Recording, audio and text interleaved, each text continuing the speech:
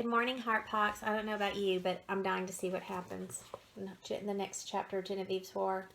We only have a tiny bit left. Do you think we can finish it?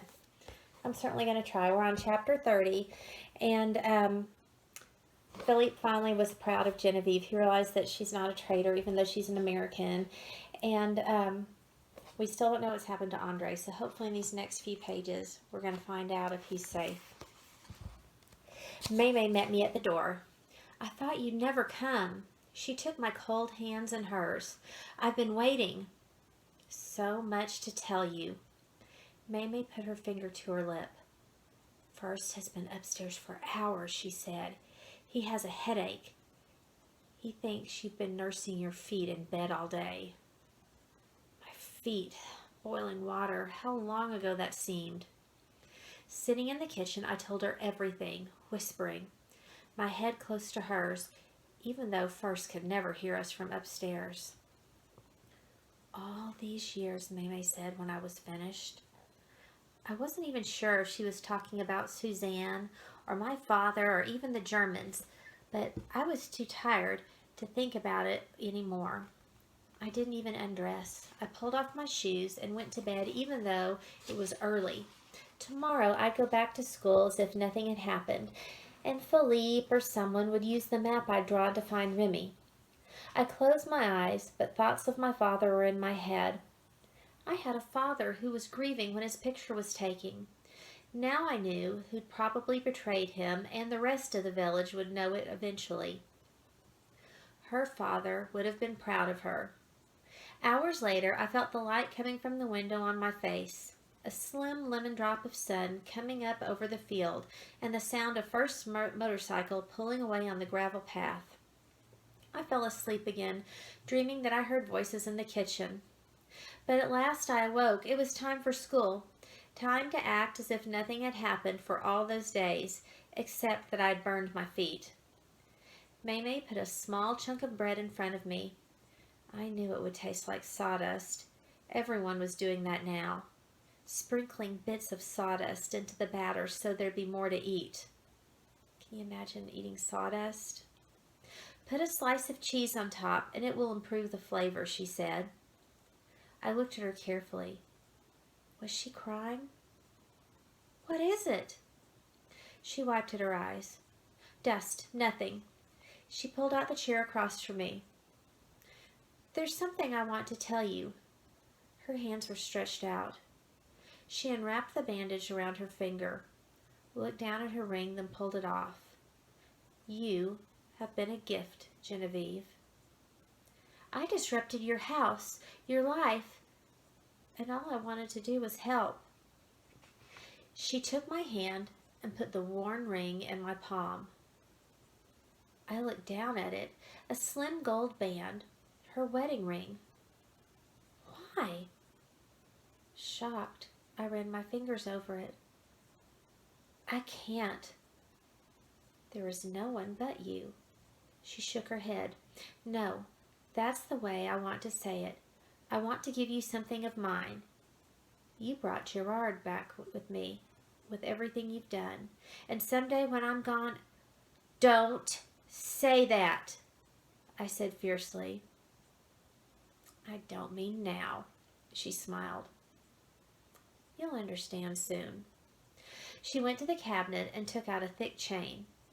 Wear it around your neck. It will remind you of me and Victor, your grandfather. She ran her fingers over it. We always knew each other, always loved each other. One half of this farm belonged to my parents, the other half to his. When we were married, it was ours. We'd run through this field, sit on the stone wall, so happy. She sighed. He'd always had trouble with his heart, and one day, just after Gerard was born, he died, coming downstairs for breakfast. She shook her head and threaded the ring onto the chain. Then I reached for my coat. Wear the blue sweater too, she said. It's cold. I nodded. Oh, something else, she said. You must stop at Philippe's on the way to school. I'm a little late, I think. Never mind. Her voice was stern. You must go there first. I held up my hand. All right. I reached forward, pulled her to me, and whispered, "It's the best gift I've ever had, Miel. I do love you." I'll remember that always. She patted my shoulder.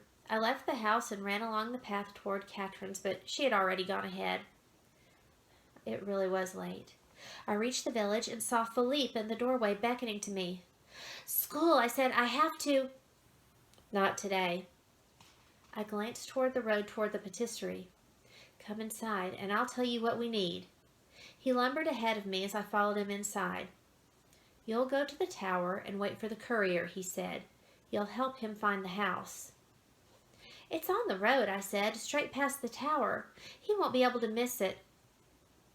He looked up at the stopped clock. "Ah, American, you have to do this. I'll take my bike and leave it behind the tower." Philippe was right. I had to do it for Remy. It was my last chance to say goodbye to him. I nodded. Yes. He didn't smile, but there was something in his face. I couldn't imagine what it was. "I wanted to tell you," he began, "such a long time ago, but because you are so like the two of them, your grandmother and your father, I wanted you to know that there was no one braver, that no two were ever dearer to me." Philippe, tears in his eyes. "You saved my father. May told me that." "Ah, yes, but she didn't tell you that they saved me as well?" I shook my head, and I was crying too. "I had gone alone," he said, "spying on the garrison, looking for information, and someone saw me in the shadows. I ran through the alley, out into the fields, as they fired after me. Listening, I couldn't move. I could hardly breathe. Shooting me, I lay there bleeding, just as your father had. The two of them came out of the trees, into the line of fire, and pulled me, unable to move, back to where I was hidden. If you could have seen Elise, her hair wild around her face filthy, and your father such a wonderful boy." "Boy." I wiped at my eyes. He smiled, patted my shoulder. "Ah, Genevieve, the memories. But wait, there's a package. Give it to the courier when you see him." "How will I know who he is?" He waved his hand. "I've described you to him. He'll be waiting for you." He handed me the box the size of a book, tied with string, and walked to the back of the shop. "A last thing." I looked up at him. "Upstairs in my apartment is a small pile of books, hidden deep in a closet, American books with your name." "With my name?" "They wait for you there until—" "But how?" "Albert found them just as the war began and knew they might be dangerous for you. We couldn't bring ourselves to destroy them even though they'd been rain-soaked." He peered outside to be sure no one was there. "Go." He pointed to his bicycle. I straddled it and dropped the box and the basket on the handlebars. Head down, I cycled along the alleyway, passing the boarded-up pharmacy, out onto the road, away from the village, and on my way to the tower. All right, so she's going to go and help the courier find Remy. And those books, the American books, do you remember when she left her suitcase and her books, and Remy found her suitcase, but he couldn't find her books? That's it. That's it. So here Albert found the books and hid them away so she'd be safe. Okay, come back and we'll read chapter 31. I don't know how many chapters this has. Not too many. Oh, just a few more. 35 chapters. So keep checking back. They're short chapters and we'll finish it and hopefully we'll know the whole story.